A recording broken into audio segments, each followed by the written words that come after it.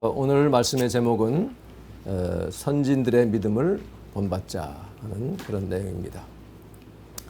지난 주간은 여러 면에서 참 의미 있는 주간이었습니다. 참 감동도 받았고요. 특별히 우리의 믿음, 나의 믿음에 대한 재점검과 재다짐을 하는 그런 시간이 했어요.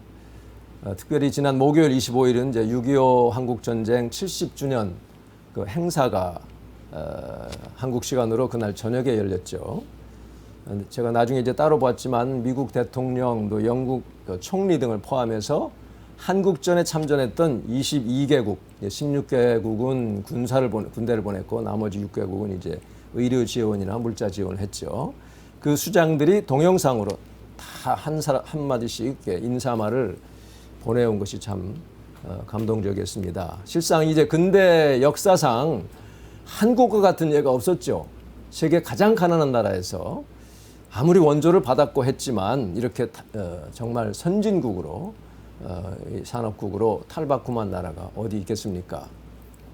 그러면서 이렇게 70년이나 지났어도 우리를 도왔던 그 나라들, 그런 사람들에 대한 은혜를 그렇게 간직하고 이게 또 은혜를 어떻게든 또 갚고자 하는, 그렇게 보은하려는 모습을 보고 세계 사람들이 참 놀라고 있습니다. 이것은 정말 하나님의 은혜가 아닐 수가 없어요. 우리 민족을 향한 하나님의 특별하신 그런 계획이 아니었다면 우리의 어떤 힘만으로, 우리가 뭐 열심히 일을 하고 이런 것만으로, 또는 주변 국가들의 도움만으로 가능했을까 생각하면 참 그럴 수 없는 일이죠. 근데 혹자는 이렇게 질문할 수 있어요. 하나님이 한국을 그렇게 사랑하신다면 왜 그렇게 일제의 그 침략, 수탈과 또 6.25 이 동족 상잔의 비극, 수많은 사람들이 죽고 남북 가족들이 이산되고 지금까지도 이렇게 갈라져서 원수가 되어 있는 그런 아픔을 왜 이렇게 막지 않으셨는가? 그렇지만 하나님은 이 성경을 보면 택하셨던 이스라엘 백성들도 가차없이 어떤 때는 그 외국에게 짓밟히게 하시고 나라를 잃어버리게 하신 이런 것들을 또 보고요. 또 한 가지는 이 하나님의 법에는 자연법도 있다는 거예요. 그러니까 우리가 이 땅에서 할 일, 우리가 대비할 일을 제대로 하지 않으면 어려움을 겪게 된다는 것을 우리가 알아야 된다는 것입니다. 그래서 이런 어떤 민족적인 고난을 통해서도 하나님은 당신의 백성들을 이렇게 정련하시고 정죄된 그런 정금과 같은 사람으로 만드신다는 것을 우리가 알 수가 있습니다. 그게 이 자연법이라고 하는 거 보면 최근에 한국의 그 교회들에서 방역 수칙을 제대로 지키지 않아서 이번에는 작은 교회들, 또 최근에 큰 교회도 생겼지만은 감염자가 다시 많이 생기는 것을 보면 하나님은 이 바이러스라고 하는 이것을, 이 특징들, 이런 것들을 전혀 무시하는 분이 아니에요. 아무리 믿음 좋은 사람도 이 방역 수칙을 지키기를 또 원하신다는 것을 우리가 알 수가 있습니다. 그러니까 믿음이 좋다고 해서 만용을 부리거나 자연법을 무시해서는 안 된다는 것이죠. 잘못된 믿음을 하나님은 돕지 않으신다는 거예요. 한 열흘 전인가요? 그 목사님들과 이제 기도 모임이 있었는데, 물론 줌으로 좀 했죠. 한데 한 분이 이렇게 말합니다. 성도들 가운데 왜 하나님이 이 바이러스한테는 또 어떻게 할 수 없는 모양이다. 바이러스에게는 하나님도 참 어쩔 수 없나 봐요. 그렇게 말을 했다는 거예요. 그게 이제 두 번째 그 말을 제가 들었어요. 그래서 대답을 제대로 안 한 것 같게 좀 뭐라고 좀 했습니다. 그거는 하나님도 바이러스는 어떻게 못하신다, 이렇게 되면 하나님을 무능한 분으로 우리가 그냥 묵인하는 게 되잖아요. 그걸 그냥 놔두면 되겠느냐. 우리가 이럴 때 물어봐야 하는 것은 하나님이 왜 못 막으시나 하는 것이 아니라 왜 지금의 이 팬데믹 같은 이런 재앙을 허용하셨는가. 우리는 크리스찬으로서 이 시대에 이러한 상황에서 어떻게 살아야, 어떤 모습을 보여야만 정말 하나님의 영광을 나타낼 수 있는가. 그리스도인으로서의 사회적인 책임이 있고요. 어떻게 우리는 행동해야 되는가. 이것을 우리가 물어야 되지, 하나님이 왜 이걸 어떻게 못하시냐 이렇게 물어서는 안 된다라고 제가 말을 했습니다. 오늘날 이 한국의 여러 상황들을 보면요, 참 자랑스러운 모습들이 있고 아주 염려되는 그런 모습들이 공존하고 있어요. 그렇잖아요. 우리는 뭐 어떤 좌우 뭐 진영 논리를 떠나서 우리 크리스찬들은 제가 여러 번 말씀드리지만 앞으로 삶이 어떻게 전개될지 모릅니다. 정말 어두운 면이 나올지 좀 밝아질지 그건 모르지만 어두운 일로만 어려운 일로만 계속되지는 않을 거고요. 그렇다고 밝은 일만 계속되지는 또 않을 거예요. 분명히 이런 어려움들을 하나님이 허락하시다가 또 풀어주셨다가 또 더 어려운 일을 허락하셨다. 이것은 우리 믿는 사람들 정신 차리게 하시고 하나님 나라 위해서 정말 우리의 할 일을 끝까지 하기를 원하시기 때문에, 그리고 마지막 때를 잘 준비하라는 하나님의 메시지를 우리가 받아야 되기 때문이라고 생각을 합니다. 그래서요, 이런 때일수록 좀 잘못된 어떤 뭐랄까요, 좀 우리의 호기심이라든지 또는 어떤 불안한 마음을 가지고 또 정치적으로 편향된 이런 것을 가지고 이렇게 사람들을 오도하는 그런데 우리가 현혹돼서는 안 되고요. 항상 우리는 하나님의 변함없고 영원하신 하나님 말씀의 근본 뜻에 기초해서 분별하고 행동을 해야 될 줄로 믿습니다. 믿음을 끝까지 지키는 것, 이것이 핵심이고, 이것을 위해서 우리가 믿음의 우리 선배들, 선진들의 삶과 가르침을 살펴보는 것이 참 필요합니다. 그래서 오늘 특별히 6.25 70주년을 맞이해서 우리 믿음의 선배들 가운데에 이 전란 중에 믿음을 지키다가 순교하신, 북으로 끌려가서 순교하신 한 선배 목사님 이야기를 잠시 좀 나누고자 합니다. 이것은 최근에 아멘넷에 나왔는데요. 목사님의 아버님 김동철 목사님에 대한 얘기예요. 그 아들 목사님은 여러분이 아시겠지만 김창길 목사님이라고 지금 개신교 수도회를 지금 하고 계시고 제 선배 목사님이기도 하고요. 제가 이 거룩한 이 독서 렉시오 디비나를 통해서 매달 만나 뵙는 그런 분입니다. 그분이 이제 일기 형식으로 된 6.25 때부터 9.28 서울 수복까지 95일간의 일기를 이게 수록한 것을 소개했는데, 제가 이거 그 중에 몇 가지를 추려서 좀 읽어드릴게요. 그때 나는 김창길 목사님의 아들입니다. 10살 서소문교회당 담 옆에 있는 태평국민학교를 다니는 소년이었다. 아버지는 51세로 서소문교회를 개척한 지 5년 되신 그런 분이었어요. 우리 가정의 두 기둥이셨던 아버지 김동철 목사님과 또 외삼촌 우리 엄마의 오빠 되시는 신당동 중앙교회 안길선 목사님이 같은 날 내무서원에 의해 이제 잡혀가셨다. 이렇게 시작이 됩니다. 6월 25일자 보면 공산군이 쳐들어왔다는 라디오 방송을 듣고 모인 교인들에게 아버지는 좀 지켜보십시다. 우리들이 기도할 때입니다. 전쟁은 하나님이 주관하시는데 우리를 지켜주십니다. 하고 말씀하신 후에 교회당에 들어가서 강대상에 엎드려 오랫동안 기도하고 오셨다. 6월 27일 서울이 완전 함락되기 하루 전인데 이미 공산군이 많이 들어와 있었어요. 교회 전도사님의 큰 아들이 이북에서 장교가 되어 서울에 왔는데 잠깐 하는 말이 공산군 그렇게 무섭지 않으니 괜찮다. 두려워하지 말라는 얘기를 들었단다. 혼란 중에 있습니다. 교회당에 가보니 아버지와 형 그리고 몇 교인들과 기도드리고 있었다.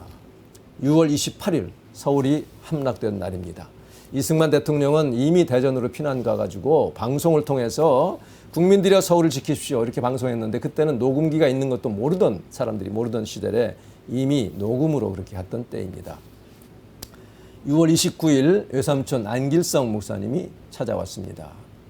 외삼촌네 가족 3명은 벌써 피난을 갔지만 이 안길성 목사님은 우리한테는 피난 가라고 권면하면서 이북에서 목회할 때 정치 보위부에 근무하는 집사가 내일 당신 잡아서 이제 처형할 겁니다. 해서 혼자 이렇게 도망 나온 것이 너무 마음에 걸려가지고 자기는 여기서 순교할 각오가 돼 있다 하면서 이제 여동생 자기 어머니에게 이제 돈을 꺼내주시면 피난 가게 했어요. 근데 결국은 나중에 다 돌아갔다가 다시 돌아오게 돼요. 못 가고 길이 막히고 이렇게 됩니다. 7월 9일 영락교회 교인과 정동교회 교인들이 본교회 이미 다 피난 가고 없어서 우리 교회에 와서 예배를 드렸다. 서소문교회. 서울 시내 교회들의 목사들이 피난을 가셨으므로 예배들이 다 중단되었습니다. 7월 10일 서소문 통반장은 그 통장이 대형 스탈린 초상화와 김일성 초상화를 가져와서 강대상 위에 걸라는 거예요. 그러니까 내려오자마자 막 잡아 죽인 게 아니라 이게 회유하며 협박하면서 이제 교회를 장악하려고 했던 거죠. 아버지는 통장과 큰 소리로 논쟁을 하셨다. 교회는 살아계신 하나님께 예배하는 것이지 사람을 숭배하는 것이 아니다. 어느 교회가 이런 일을 하느냐. 일제 때도 이런 일은 없었다 하면서 단호히 거절합니다. 그러니까 통장은 아무튼 상부지신이 사진 놓고 가겠다고 했지만 가지고 가라 해가지고 할 수 없이 가지고 갑니다. 그게 7월 10일인데 3일 후에요. 정치보위부 대좌와 지금으로 말하면 우리 한국으로는 대령입니다. 서소문 통장이 함께 그 사진을 가져와요. 와가지고 그 정치보위부 대좌가 함경도 사투리 쓰니까 아버지도 자기도 함경도라 그러면서 이제 사투리로 나눕니다. 정치보위부 동무 우리 교회 안에는 몇 사람 안 모여. 이 초상화 사진 동네 사람들이 많이 다니는 대문에 거는 게 좋겠어. 교회 안에는 그런 일이 없어 하면서 아파트 입구 벽에 교회 벽에 붙어 있으니 거기다 붙이시오. 이렇게 얘기를 합니다. 그러니까 그 대좌하는 말이 우리 북조선 인민공화국 교회들도 다 붙이고 서울 어느 교회도 다 붙였는데 어찌 그러우 하면서 이제 말을 흐립니다. 아버지가 다시 강조합니다. 교회당에 예수님 사진 붙이는 법이 없어. 성경에도 그렇게 말했지비? 그러면서 이제 그렇게 해서 결국은 어쩌지 못하고 강대상에 못 붙이고 아파트 출입구에 붙이고 갑니다. 이 목사님, 이 아들 목사님 말이 성령님께서 도와주신 일로 하나님의 놀라우신 은혜였다. 이렇게 말을 합니다. 8월 13일 주일입니다. 정치보위부 위원이 주일 예배에 참석해서 목사님의 설교를 메모해 갑니다. 일제시대 때와 같은 이제 그런 것입니다. 때가 가까운 것 같다고 느낍니다. 8월 15일 날 시내 목사들을 종로이가에 이제 모아놓고 구국기도 한답시고 모아서 기독교 연맹을 조직한다고 모읍니다. 다 이제 그 공산당들에게 전략이죠. 그러나 아버지를 청년이 찾아왔으나 만나지를 못합니다. 아버지는 그때 안 계셨어요. 8월 20일 주일입니다. 그 다음 주일이죠. 그때 목사님의 설교가 있어요. 비둘기처럼 순결하고 뱀처럼 지혜롭게 살아야 할 것을 마태복음 10장 16절 이하 강조한 주일 설교가 그의 마지막 설교가 됩니다. 우리는 초대교회 성도들의 살아있는 신앙을 본받아야 할 것입니다. 그들의 신앙에는 인간적인 계산이나 환경에 지배되지 않았습니다. 그들은 육신을 죽일 수 있는 세상 권세를 두려워한 것이 아니라 육신과 영혼을 모두 주관하시는 하나님만을 두려워하며 의지했습니다. 여러분의 믿음은 어떻습니까? 상황에 따라 사람을 의지합니까? 나를 핍박하는 환경에 따라 타협하는 신앙입니까? 우리가 의지할 대상이 미국이라고 생각하십니까?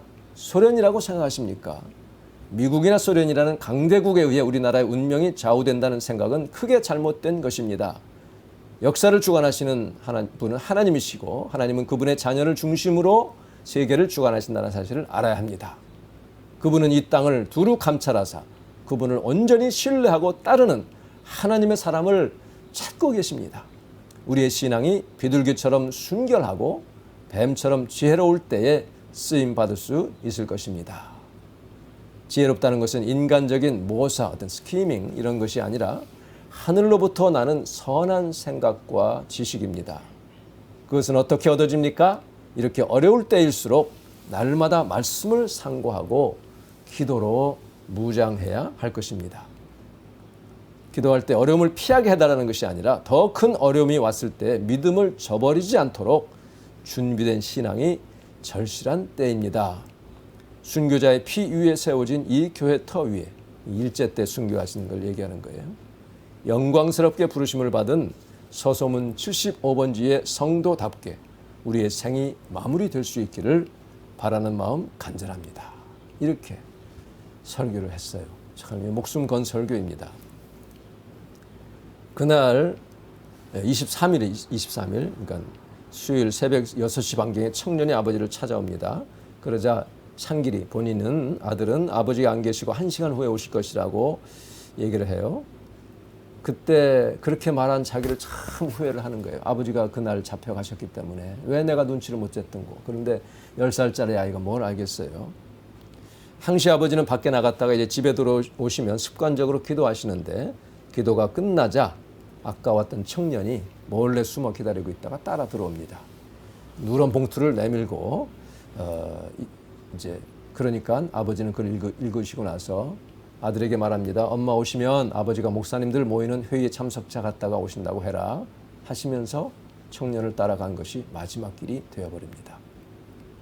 나중에 이제 어머니가 그 아버지를 찾아서 아버지 안 오시니까 여기저기 이제 며칠 찾아다니시는데 가는 곳마다 이렇게 막 어떤 호텔이다 해서 가보면 밖에서 막 고문하는 소리, 막 매 맞는 소리들이 막 들립니다. 그러다 못 찾다가 9월 1일 밤에 납치된 인사들이 이제 내무서원에게 끌려서 영천 고개를 넘어갔다. 나중에 서소문 그 형무소에까지 갔으나 못 만나고 북에 넘어간다는 소식을 듣고 그 서대문 형무소 먼 발치에서 기다렸지만 내무서원들이 접근을 못하게 하니까 멀리서 밤이라 보이지도 않고 사람들이 차에 이제 붙잡혀서 끌려 이게 가는 그런 것을 보게 됩니다. 그것으로 이제 마지막이었고요. 나중에 알게 된 일이지만 많은 이들이 그 공포의 탄광이라고 불리는 아오지 탄광으로 끌려가서 거기서 이제 평생 노역을 하게 됩니다.